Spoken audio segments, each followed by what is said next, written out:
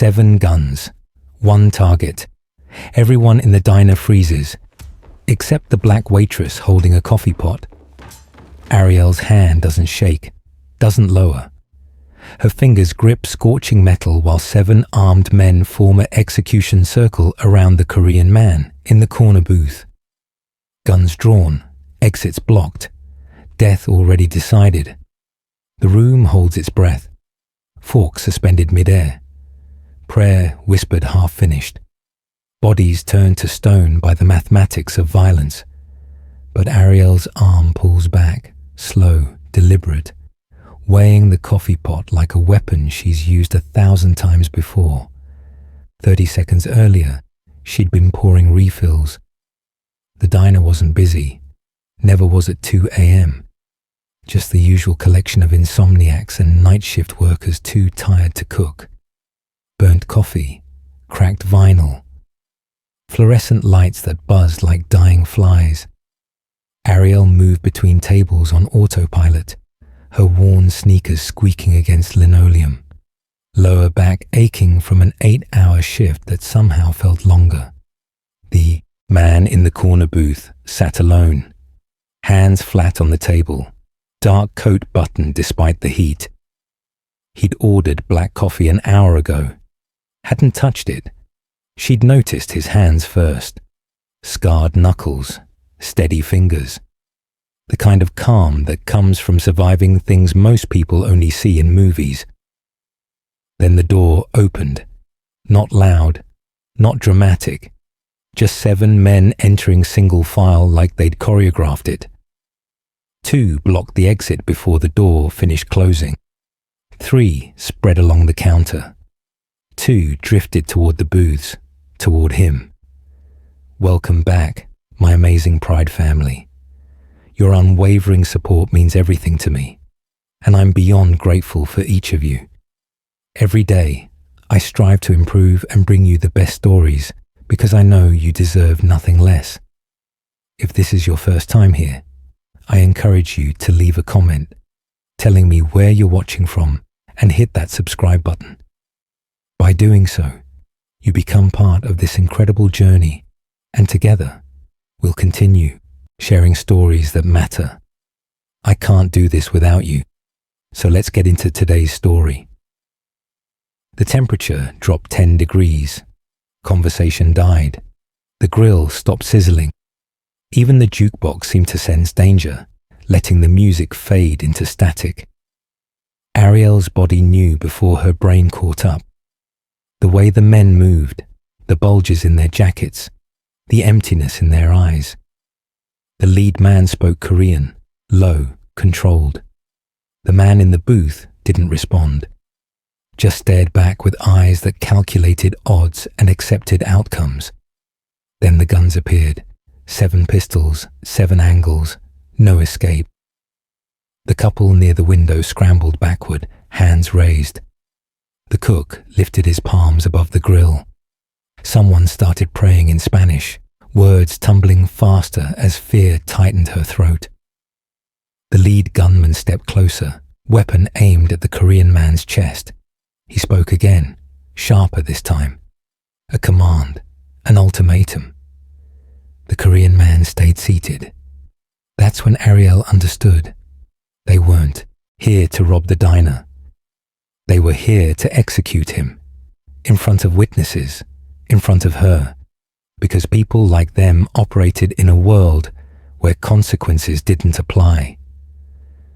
The gunman's finger moved to the trigger, and every person in that diner made the same decision. Turn away, look down, pretend they didn't see what was about to happen. Survival over conscience, safety over courage. Every person except Ariel. She looked at the coffee pot in her hand, still half full, still scalding, heavy enough to break bone. She looked at the man about to die. She looked at the gunman's wrist, exposed, vulnerable, 3 feet away. Her body moved before her mind approved the suicide mission. The coffee pot left her hand. Metal spun through dead air, and the diner exploded into chaos. Would you risk your life for a stranger? comment below. The coffee pot explodes against the gunman's wrist. Bone cracks, metal clatters. His scream cuts through the diner like a siren, and Ariel's already moving, shoulder first, into his ribs before his brain processes what just happened. He goes down hard. His gun skitters across tile, spinning under a table. Then the room detonates. Someone shrieks, glass shatters. A chair flips. Bodies scramble in every direction, crawling, running, diving behind anything solid. Ariel doesn't think. Her hands find the gunman's jacket, his collar, anything to keep him between her and the 6 other weapons swinging toward her face. She twists, using his weight as a shield, and spots the Korean man still seated like he's watching theater instead of an execution. "Move!" she screams at him. A gunshot answers. The sound punches her eardrums, turns the air thick and metallic. The window behind the counter explodes into 1,000 pieces, raining glass across vinyl booths and abandoned coffee cups. The Korean man finally stands, smooth, controlled, like bullets are suggestions instead of threats. Blood darkens his sleeve, but his face stays calm. Too calm. The kind of calm that comes from practice. Another gunshot. Plaster explodes from the wall beside his head, white dust blooming like smoke. Ariel grabs his coat and yanks him toward the back hallway. He resists, just 1 second of hesitation, and that second almost kills them both. A bullet slams into the doorframe where his skull was a heartbeat ago. Wood splinters. The heat of it brushes Ariel's cheek close enough to taste copper and adrenaline. Her sneakers hit the hallway tiles running. His boots pound behind her. She crashes through the emergency exit, push bar slamming open, and suddenly they're outside gulping night air that burns her lungs. The alley reeks. Rotting food. Urine. That particular Los Angeles stench of heat and desperation baked into concrete. This way. Ariel doesn't wait for agreement. She runs left, toward the street, away from the voices shouting Korean behind them. Footsteps thunder, multiple sets. Heavy boots coordinated like soldiers instead of thugs. Ariel's thighs scream. Her shift ended 3 hours ago, and her body knows it. Every muscle protests as she pushes harder, faster, sneakers slapping wet pavement. The Korean man keeps pace beside her, not breathing hard, not panicking. His hand disappears into his coat and comes out empty, like he decided against whatever he was reaching for. "Dumpster," he says, first word since the chaos started, and grabs her arm. They dive behind rusted metal. The smell hits like a wall, spoiled lettuce, grease, something dead. Ariel presses her spine against cold steel, chest heaving, heart hammering so loud she's certain it'll give them away. The Korean man goes completely still beside her, not moving, barely breathing. His eyes track the alley entrance with the focus of a predator waiting for prey to pass. Footsteps approach. Slow now, methodical. Someone barks orders in Korean, sharp syllables that sound like blades. Ariel closes her eyes, tries to control her breathing, fails. Every gasp sounds like a scream in the silence. The footsteps stop, 10 feet away, maybe less. She hears leather creaking, a gun being checked, someone spitting onto concrete. Then a radio crackles. Static burst followed by English, dispatcher voice, professional, bored. All units, 6th and Western, shots fired, multiple suspects. The footsteps break into a run, away from them, back toward the diner where sirens now wail close enough to matter. Ariel's lungs finally remember how to work. She sucks in air that tastes like relief mixed with garbage. The Korean man shifts beside her, pulling his hand from his coat. Still empty. Whatever he'd been ready to do, he didn't need it. "You're You're bleeding, Ariel whispers, nodding at his sleeve where red has soaked through expensive fabric. He glances down like he forgot. Doesn't matter. That's not nothing. Compared to dead, his eyes find hers. It's nothing. Fair point. Police lights paint the alley entrance red and blue. Voices shout. Radios crackle. Boots pound pavement in organized chaos. We should go to them, Ariel says. Tell them what happened. No. The word drops like concrete. Final. Non-negotiable. Why not? They tried to kill you. The cops can't protect you from what comes next. He stands slowly, testing his weight. Blood drips from his fingertips onto dirty concrete. They'll ask questions. You'll answer. Your name goes in a report. And the people who sent those men will know exactly who helped me escape. The implications settle over Ariel like ice water. Her name, her address, her mother and brother sleeping 3 miles away in an apartment with locks that don't work. Who are you? The question comes out smaller than she intended. He doesn't answer, just studies her face like he's reading a language only he understands. Why did you save me? He asks instead. Ariel laughs once, bitter, exhausted. Because I'm tired of watching people die while everyone else looks away. Something shifts in his expression. Not quite emotion. More like recognition. Like she just confirmed something he suspected. Police flashlights sweep the alley. Closer now. Systematic. They have maybe 30 seconds before someone spots them. I have to go, he says quietly. Where? Somewhere you can't follow. He takes one step back, already fading into shadow. Tell them the truth about tonight, all of it. Just leave out which direction I ran. Wait, I don't even know your name. His smile doesn't reach his eyes. Good, keep it that way. Then he moves, fluid and silent, and disappears around the dumpster's edge like smoke. Ariel lunges forward, but he's already gone. Vanished. Swallowed by darkness and whatever life he came from. Freeze! Hands up! The command hits her from behind.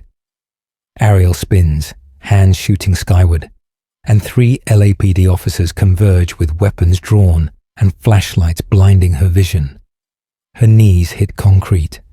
Her hands lace behind her head. And somewhere in the chaos of shouted orders and radio chatter, she realizes the man she saved never asked her name either. Like names don't matter in whatever world he lives in. Like she was just a piece that moved across his chessboard. Should she have run with him instead? Drop your thoughts. The police station smells like burnt coffee and broken promises. Ariel sits in interview room C for the 3rd time in 2 days. Fluorescent lights buzzing overhead like angry wasps. Detective Morrison watches her from across the scarred table, 50-something tired eyes, the kind of cop who's seen everything twice. Walk me through it again, he says. Again. Like the first 4 times weren't enough. Ariel's exhausted, bone deep, soul-tired exhausted. The kind that makes your teeth ache. 7 men walked into the diner. They had guns. They were there to kill the man in the corner booth. I threw a coffee pot. We ran. He disappeared. That's it. That's not it. Morrison leans forward. You risked your life for a stranger. Nobody does that without reason. I do. Why? Because watching people die while everyone looks away gets old. Because her little brother deserves to grow up in a world where someone gives a damn. Because sometimes the math is simple. 1 life or no life, and no life isn't acceptable. But she doesn't say any of that. Just stares at the 2-way mirror and wonders who's watching from the other side. I did what anyone should have done, she says finally. Morrison's expression says he disagrees, that most people would have ducked, run, survived, that her choice makes her either heroic or stupid, and cops don't trust heroic. The man you saved, Morrison says. You get a name, phone number, any way to contact him? No. Description. Korean, 30s maybe, dark coat. That's all I remember. The lie tastes like copper. She remembers everything. His hands, his eyes, the way he moved like violence was a second language. But some truths are dangerous to speak aloud. Morrison watches her, waiting for cracks. Security footage shows him bleeding. Gunshot wound to the arm. Those don't heal themselves. He'll need medical attention. Ariel shrugs. Not my problem. It became your problem when you saved his life. Morrison slides a folder across the table, opens it. Crime scene photos stare up at her. Shattered glass, bullet holes, blood on tile. 7 armed men, professional hit, coordinated execution attempt, and you threw yourself in the middle of it for someone you claim not to know. Claim. Ariel's voice hardens. I don't know him. I never saw him before that night. I'm not lying. Then why you? The question hangs between them like smoke. Why her? Why not the couple in the booth who ran? Why not the cook who ducked? Why not anyone else with more sense and less exhaustion? Because nobody else moved, she says quietly. And I couldn't watch another person die. Morrison studies her. Another person? She doesn't answer. Some memories don't belong in police reports. He closes the folder, sighs. You're free to go. But Ariel, if he contacts you, you call me. These people don't forgive witnesses. The warning lands cold. She stands on shaking legs, grabs her jacket, and walks out of interview room C into a hallway that smells like institution and despair. Outside, Los Angeles heat slaps her face. She breathes it in, smog and exhaust, and the particular scent of a city that doesn't care if you survive. Her phone died 6 hours ago. She has $12 in her pocket and a bus route that stops 4 blocks from her apartment. The math is simple. Walk or wait. Either way, she's going home alone. She walks. The streets change as she moves through them. Cleaner sidewalks give way to cracked concrete.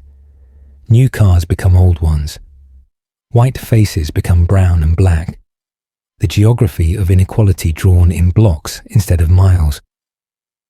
20 minutes later, she spots it. Black sedan, same one from before, parked across from her building under a dying palm tree, engine running despite the heat. Ariel's stomach drops. She should keep walking. Pretend she doesn't see it. Get on the bus 3 stops early and never come back. Instead, she stops on the sidewalk and stares directly at the windshield. The engine cuts off. The back door opens. And he steps out like the last 2 days never happened. Same dark coat, same careful movements, but different now. His sleeve is clean, wound treated somewhere off the books, and 2 men in tailored suits flank him like shadows with law degrees. You've been following me, Ariel says. Not a question, an accusation. Protecting you. He stops 3 feet away, respects the space between them. There's a difference. I didn't ask for protection. You didn't ask to be targeted either. His eyes scan the street, exits, angles, threats she can't see. But saving my life put your name on a list, a very specific, very permanent list. The words hit like glass, sharp, cold, real. Who are you? Her voice shakes despite her best effort to sound strong. Someone who pays his debts. That's not an answer. It's the only one that matters right now. He gestures toward the car. We need to talk, somewhere private. No. Ariel crosses her arms. Anything you have to say, you say here. For a moment, Something flickers across his face. Surprise maybe, or respect. Hard to tell. The men who tried to kill me, he says quietly. They know you helped. They know where you live. 3rd floor, corner unit, yellow curtains. They know your mother works night shifts at Cedar Sinai. They know your brother Javon is 17 and walks home from school alone. Ariel's blood turns to ice. You're lying. I'm not. He pulls out his phone, shows her a photo, her building, her window, time-stamped yesterday. And I'm not the only one watching. Her legs nearly give out. Would you trust him with your family's safety? Comment below. The diner manager won't look her in the eye. Marcus sits behind his desk. Cramped office that smells like old fry oil and disappointment. Shuffling papers that don't need shuffling. Ariel stands in the doorway, still wearing yesterday's clothes, operating on 3 hours of sleep. I need to talk to you, she says. You're not on the schedule. I know, that's why I'm here. He finally looks up. Guilt written across his face like subtitles. Corporate called. 2 words. That's all it takes for Ariel's stomach to drop. You're letting me go. I don't have a choice. He slides an envelope across the desk. Final paycheck. I'm sorry, Ariel. I really am. Sorry? The laugh that escapes her mouth tastes bitter. I saved someone's life and you're firing me? You turned this place into a crime scene. His voice drops. Insurance tripled. Customers are scared. I had 3 people quit yesterday because they don't feel safe. Corporate says you're a liability. A liability. She stares at the envelope. 2 weeks' pay. The end of the only stable income between her family and eviction. For doing the right thing. The right thing got people hurt. Got our windows shot out. Got us on the news for all the wrong reasons. Marcus rubs his face. Looks 10 years older than he did last week. I know it's not fair, but fair doesn't pay the bills. Ariel picks up the envelope, doesn't open it, just holds it like it might catch fire. What am I supposed to do now? Find something else. You're smart. You work hard. Nobody's gonna hire me. The truth lands flat. Everyone in this neighborhood saw what happened, saw my face on the news. You think anyone wants that kind of trouble? Marcus doesn't answer, because they both know she's right. She walks out without another word, through the diner, where she pulled double shifts and smiled through harassment, and cleaned up after people who never tipped. Past the booth where everything changed, past the spot where courage cost her everything. Outside heat presses down like punishment.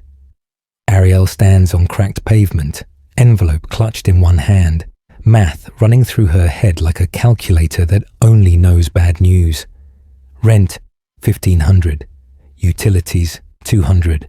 Food, $300 if they're careful. Her mother's medication, $400 because insurance is a joke. Her brother's school supplies, another $100. $2,500 minimum, every month, without fail. She opens the envelope, counts the bills twice, hoping the number will change. $840, not enough, not even close. Her phone buzzes. Text from her mother. Working late tonight. Can you pick up Javon from practice? Ariel types back. Yeah, got it. Doesn't mention getting fired. Doesn't mention the armed men who know where they live. Doesn't mention anything because what's the point? Her mother has enough to worry about. That's when she notices the car, black sedan, tinted windows, parked in the same spot as yesterday, engine running like it's been waiting for her. Rage flares hot in her chest. She's tired, she's broke, she's scared. And this man, whoever he is, whatever he wants, keeps appearing like a ghost she can't shake. Ariel marches across the street, doesn't stop until she's standing beside the rear door, fist raised to pound on tinted glass. The window rolls down. He looks at her with eyes that see too much. You were fired. Not a question, a statement. How did you... She stops. Stupid question. He knows where she lives, knows her family. Of course he knows she lost her job. What do you want? To help. I don't need your help. Your bank account says different. He opens the door from inside. Invitation, threat. Hard to tell which. Get in, please. No.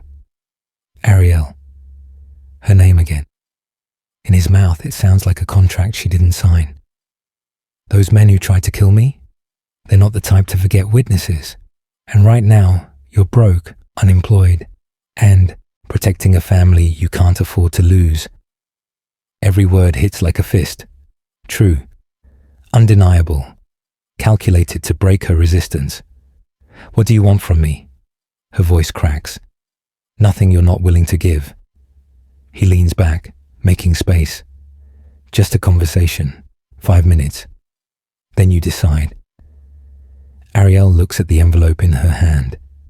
$840. 3 weeks until eviction. A brother who needs school supplies. A mother who deserves better than this. She looks at the car.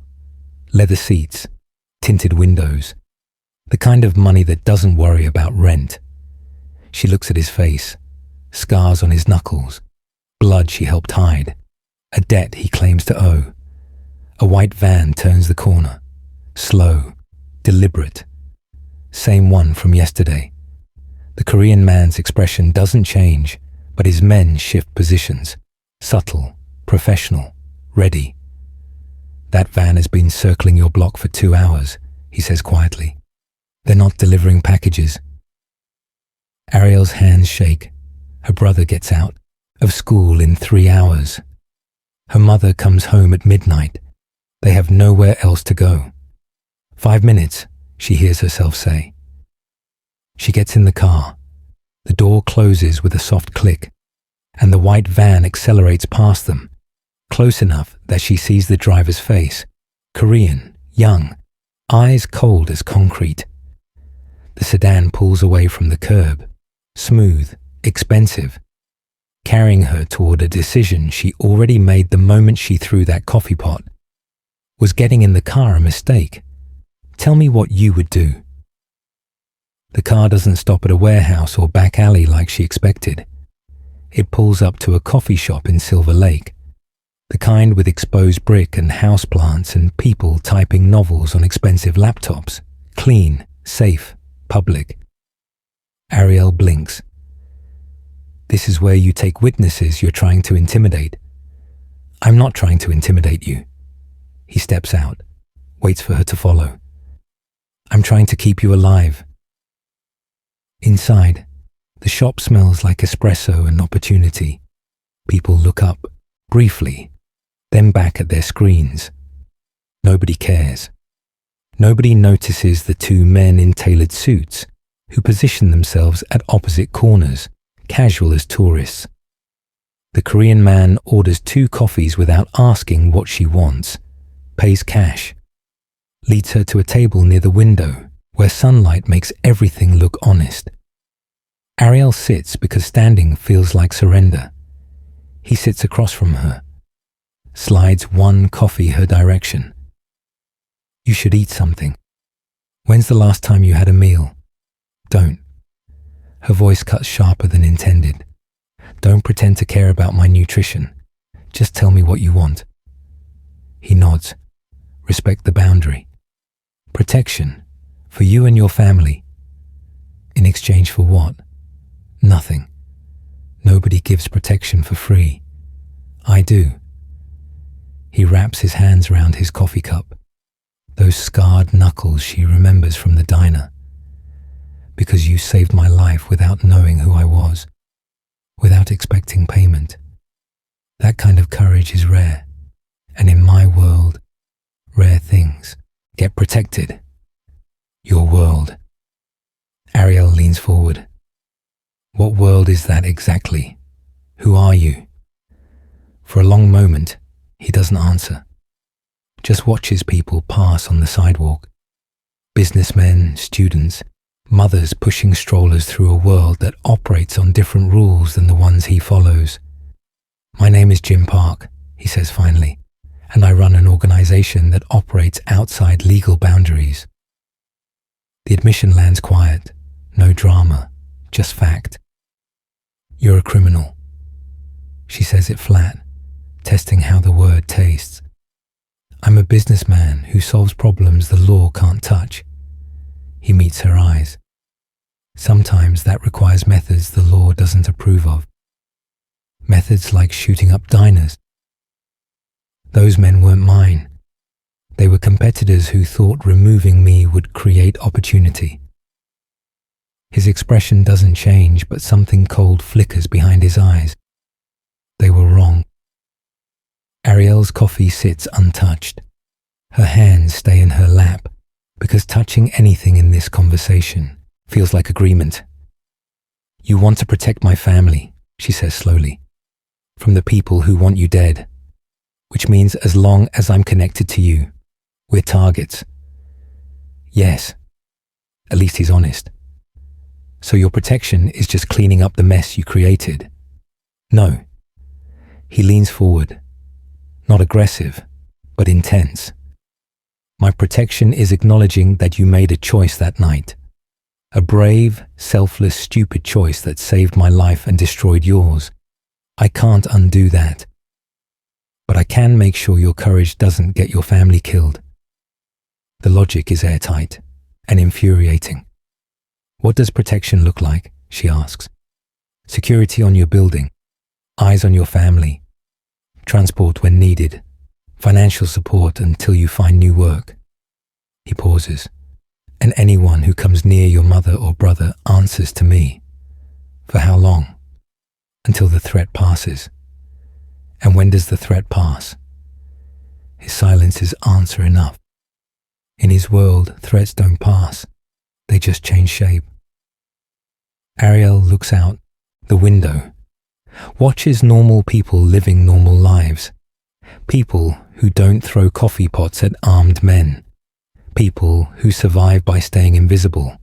She gave up invisible 2 days ago. Your protection comes with strings, she says. Nobody's that generous. You're right. Jin's voice drops lower. There is one condition. Here it comes. The catch. The trap disguised as help. You don't run, he says. You don't disappear. You don't try to solve this yourself. You stay where I can protect you. And if something happens, if you see those men again, if anyone approaches your family, you call me first, not the police, me. Why not the police? Because the police will file a report, and reports get read by people who shouldn't read them. My world and their world don't mix well. And your family will be safer if those worlds stay separate. Ariel's stomach twists. He's asking her to trust him over the law, to choose his protection over legal protection, to step fully into whatever darkness he lives in. And if I say no, she asks, then I respect your choice and you never see me again. He stands, leaves a business card on the table. But the men watching your building, they don't respect anything.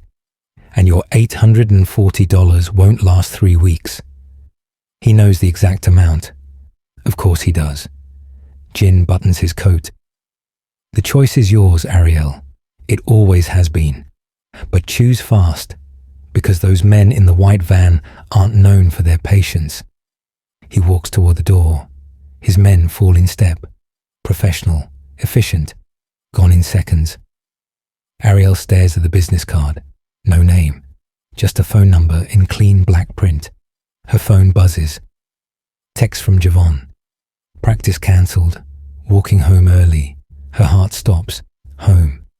Where men in white vans circle the block. Where her unemployed broke self can't afford to move. where her little brother walks alone because she can't afford Uber. She grabs the business card, looks at the number, looks at the text from her brother, looks at her reflection in the coffee shop window, exhausted, scared, out of options. Her thumb hovers over the phone screen, and she realizes Jin was right about one thing. The choice was always hers. She just doesn't like either option.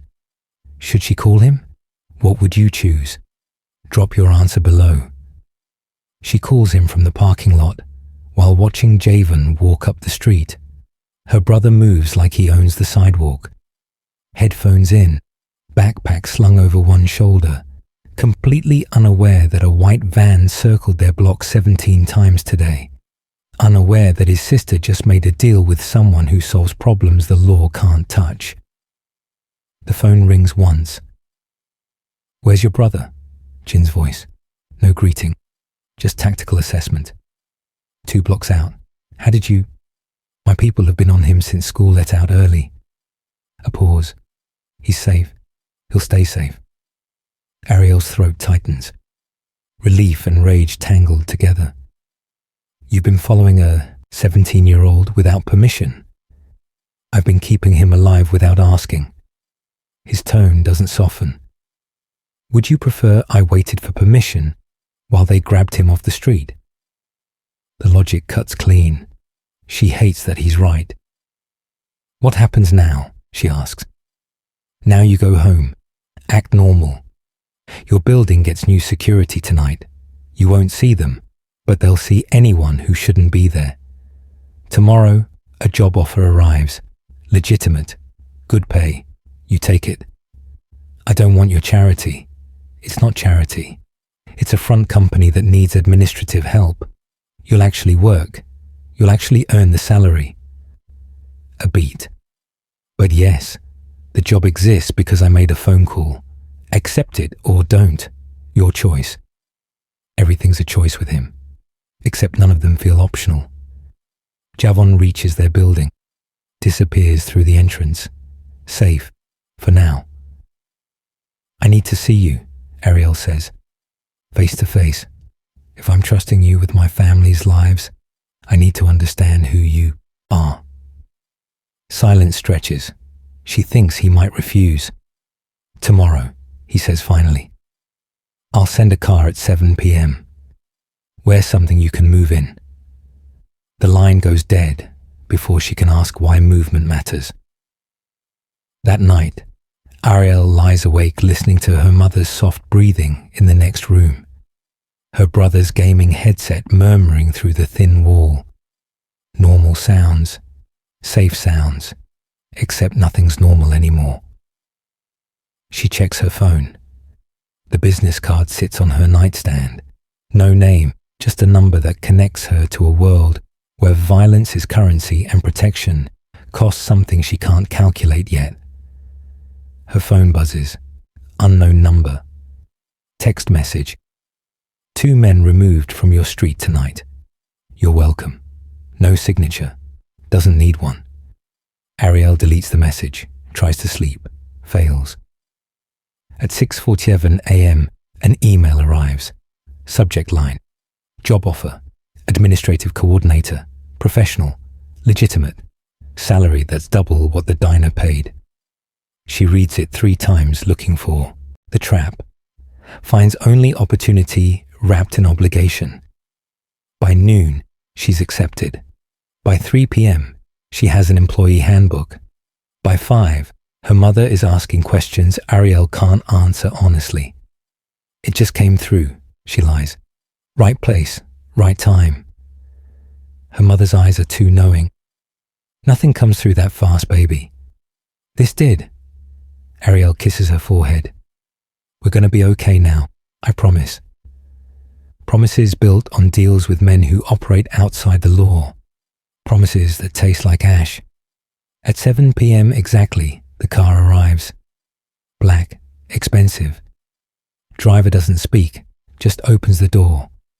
Ariel wears jeans and sneakers, can move in them.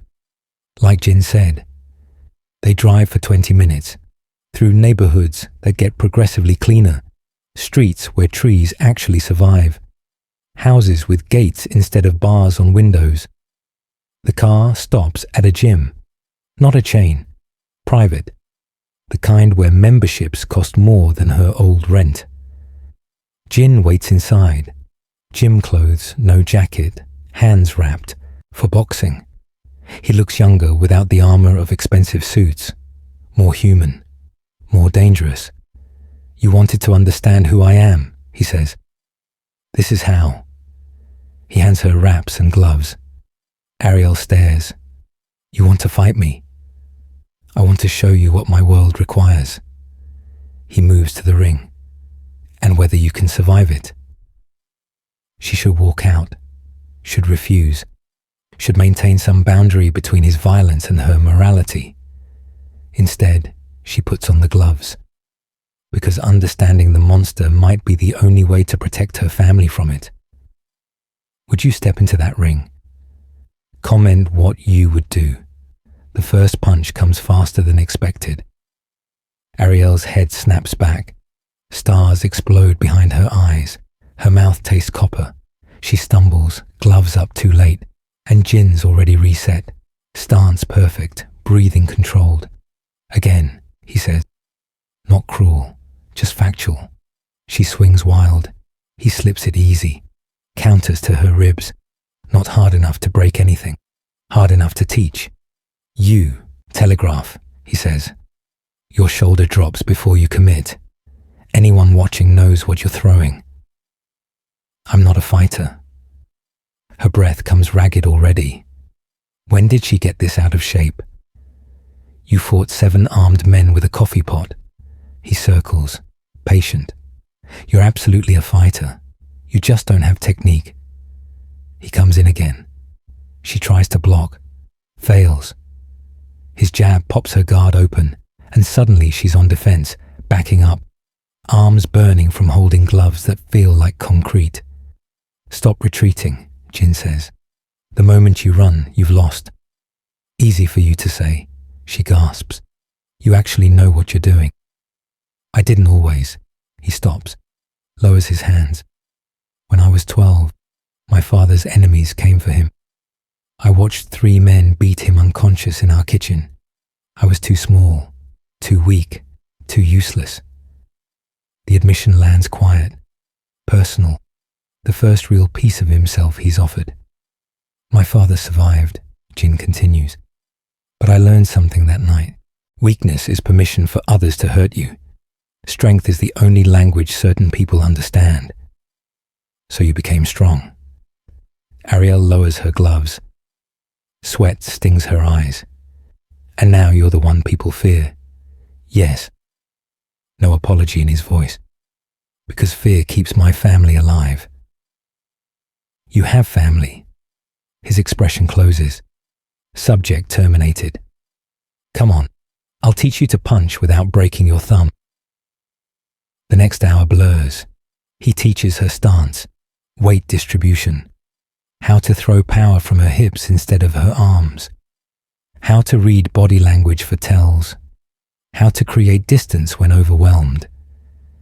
She learns, body remembering what her mind can't process fast enough.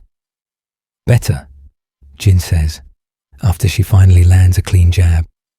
Again. By the time they finish, Ariel can barely lift her arms. Her legs shake, her lungs burn. But something else burns too.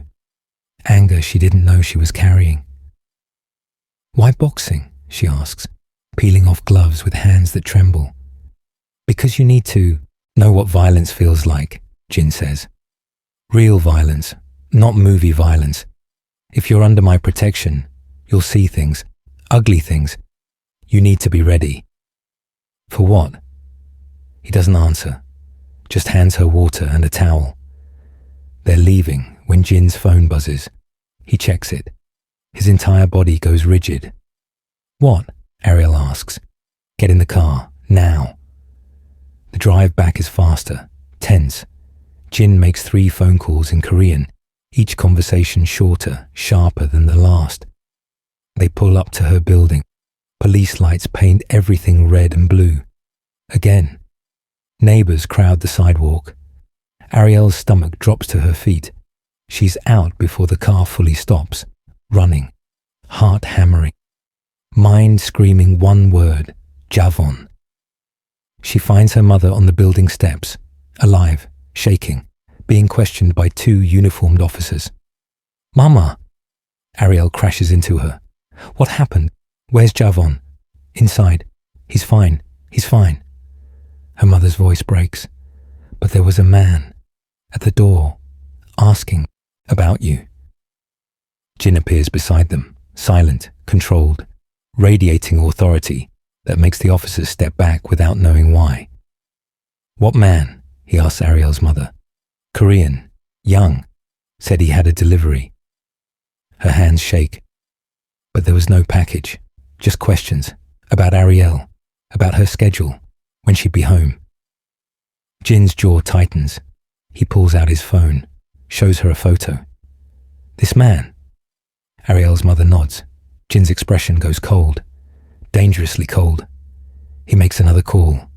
Rapid Korean. Orders being given, not suggestions. "Get them inside," he tells Ariel quietly. "Lock the door. Don't open it for anyone except my people." "What are you going to do?" "Handle it." He's already walking away. His men appear from shadows, 4 of them, armed with something more than just authority. "Stay inside until you hear from me." Ariel wants to argue, wants to demand answers, but her mother's still shaking, and Javon's probably terrified, and normal people don't argue with men who handle things. They go inside, lock the door. Javon sits on the couch with his gaming headset off for once, 17 and trying to look brave, failing. "Who was that guy?" he asks. "The one talking to the cops?" "A friend," Ariel lies. "Friends don't roll up with armed bodyguards."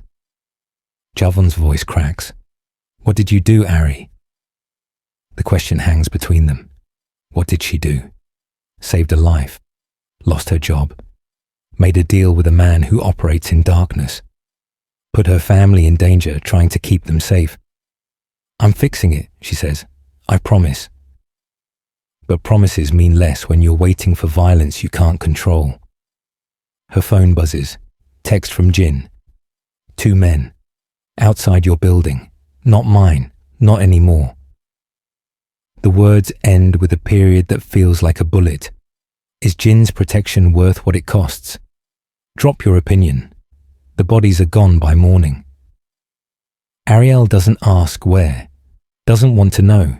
She just knows that the white van stopped circling and the Korean man stopped asking questions, and Jin's text said handled like he was discussing trash removal instead of human lives. She should feel guilty, should feel something other than relief. She doesn't. Jin arrives at noon. No warning, no call. Just knocks on her door with coffee from that Silver Lake shop and eyes that haven't slept. "We need to talk," he says. Her mother's at work. Javon's at school with security she can't see but knows exists. The apartment feels smaller with Jin standing in it. His presence too large for the peeling wallpaper and second-hand furniture. "About what you did last night." Ariel crosses her arms. "Or about the part where you didn't tell me violence was the solution." "Violence is always the solution in my world." He sets the coffee on the counter. The only question is who delivers it first. That's a horrifying way to live. It's the only way I'm still alive.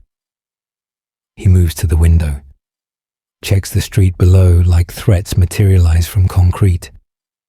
"You want to know why? Those men came for me. Why they risked a public execution in a diner full of witnesses?" "Yes." Ariel's been waiting 2 weeks for this answer. "I want to know what I'm protecting, who I'm trusting with my family." Jin turns from the window. For the first time since she met him, he looks tired, human, carrying weight that success can't lighten.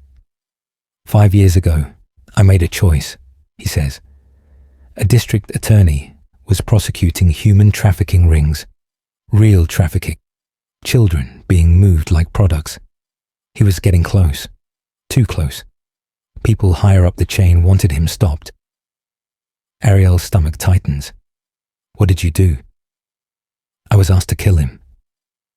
Jin's voice stays level, professional, like he's reporting facts instead of confessing murder. Paid well, guaranteed protection. All I had to do was make one man disappear.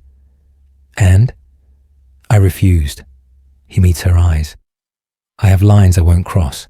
Children are one of them. So I warned the DA instead. Gave him names, locations, evidence. Helped him dismantle the entire operation. Ariel blinks. You helped law enforcement? I helped stop something wrong. He shrugs. Law enforcement was just the tool. But yes, I betrayed people in my world. People who don't forgive betrayal. The men in the diner were sent by someone who's been waiting 5 years for the right moment. Jin's expression hardens. Someone who wanted me dead publicly, painfully, as a message. The pieces slot together. Execution in a diner. Maximum witnesses. Maximum fear. And I stopped it, Ariel says slowly. Which means now they want me dead too. No. Jin steps closer.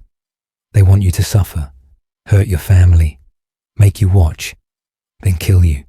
Because that's what sends the strongest message, that even innocents pay for interfering. The words land like punches, each one precise, true, devastating. Ariel sinks into her mother's worn armchair. How do I fix this? You don't. Jin kneels so they're eye level. This isn't your fight. It never was. You can walk away, right now. I'll relocate your family. New city, new names, new lives. Clean break. You'll never see me again. Witness protection? Better. My protection. Money, documents, security. Everything you need to disappear completely. She stares at him. And you? I finish what they started 5 years ago. His smile doesn't reach his eyes. One way or another. Ariel's mind races. New city, new identity, safety. Everything she wanted for her family before that night in the diner. All she has to do is run. Leave Jin to face his consequences alone. The consequences he earned by choosing children over profit. By choosing right over survival. How long do I have to decide? She asks. 24 hours. He stands. After that, things get complicated. More complicated than now. Much. He moves to the door. Think about what your family deserves, Ariel. Not what I need. Not what's fair. What they deserve. He leaves her there. Alone with coffee going. Cold and a choice that's really no choice at all.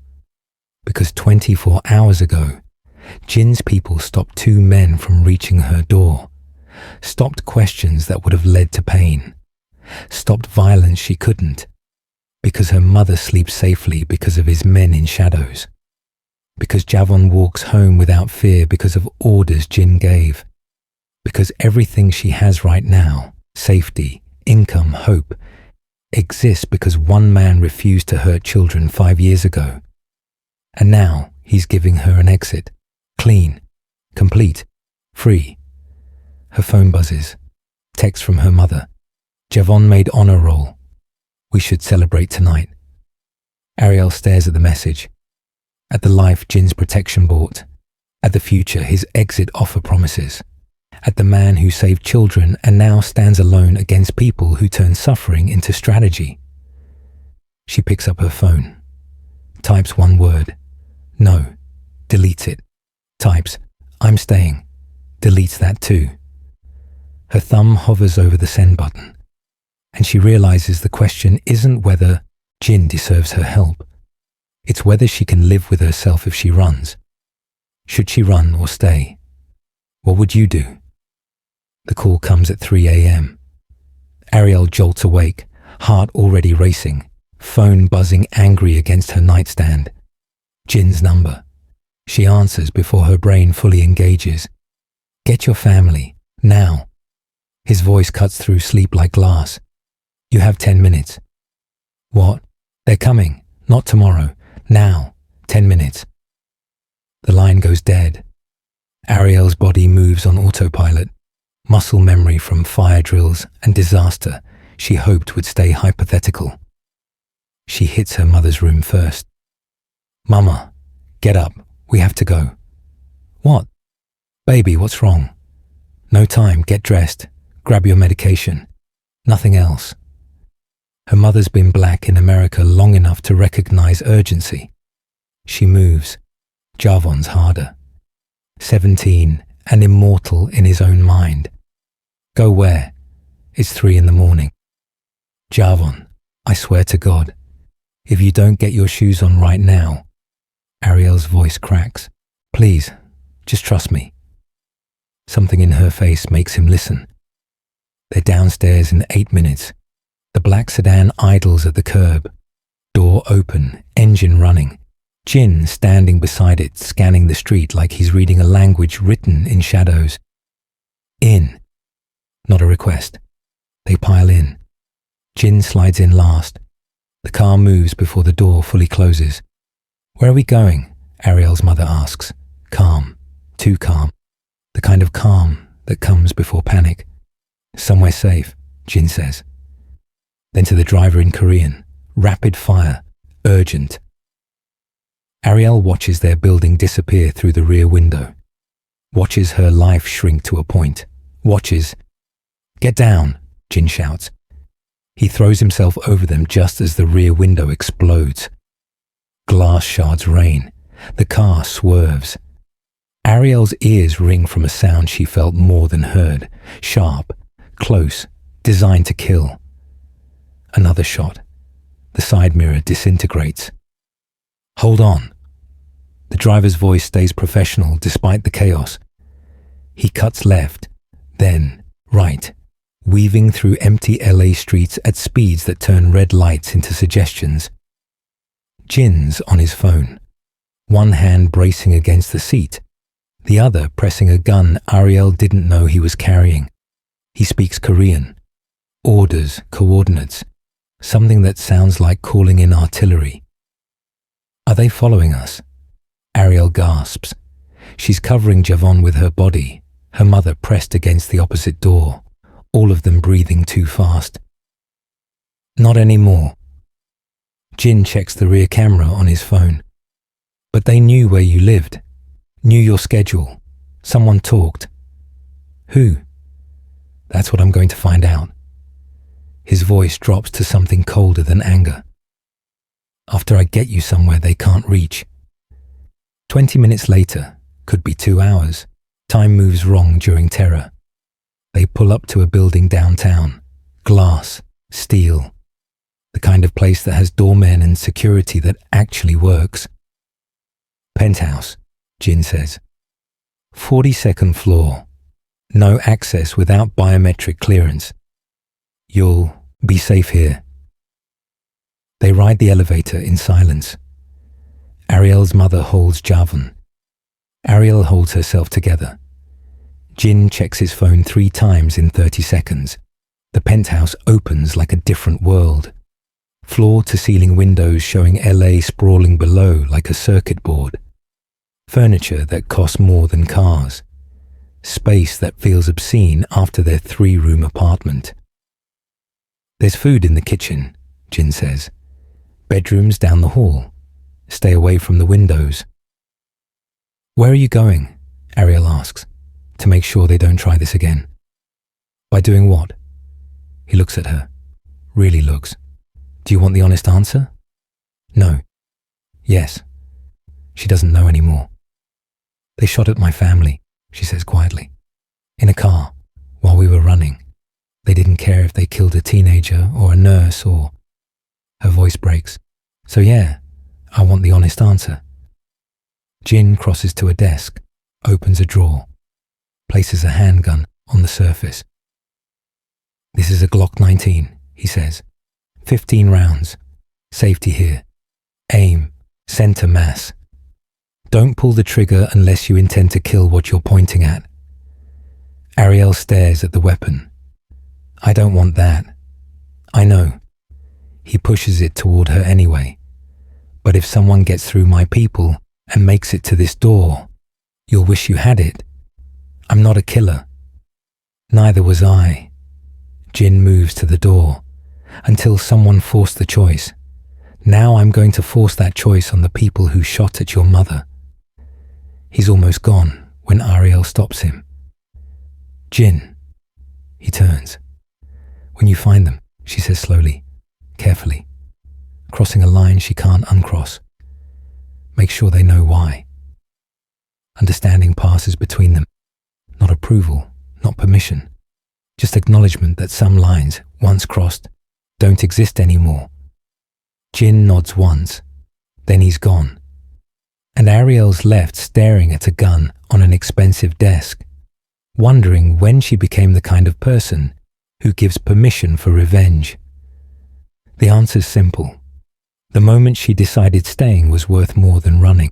Did she just become what she was afraid of? Comment below. The sun rises over Los Angeles like nothing happened. Ariel stands at the penthouse window, 42 floors above a city that doesn't care about gunshots or choices or the weight of decisions made at 3 a.m. She hasn't slept, can't sleep. Her mother and Javon crashed hours ago in bedrooms too expensive for people who work for survival. The gun still sits on the desk, untouched. Her phone buzzes. Text from Jin. Handled. You're safe now. 2 words. Handled. Safe. Like last night's terror was a scheduling conflict he resolved through efficiency. She doesn't ask for details. Doesn't want to know what handled looks like in his world. Just knows that the men who shot at her family won't be shooting at anyone else. The door opens. Jin enters looking like he fought a war and won, exhausted, rumpled, but whole. His knuckles are wrapped fresh. Blood seeps through on his right hand. You should get that looked at, Ariel says. I will. He moves to the kitchen, starts making coffee like this is normal. Your family can stay here as long as needed. I'm moving you to a different place tomorrow. Smaller, safer, where no one will think to look. For how long? Until I'm certain the threat's eliminated. Which could be years. Could be. He doesn't lie to her. She appreciates that. But more likely weeks. I sent a message last night. The kind people in my world understand. Ariel joins him at the counter, takes the coffee he offers. What kind of message? The kind that makes targeting you more expensive than it's worth. He meets her eyes.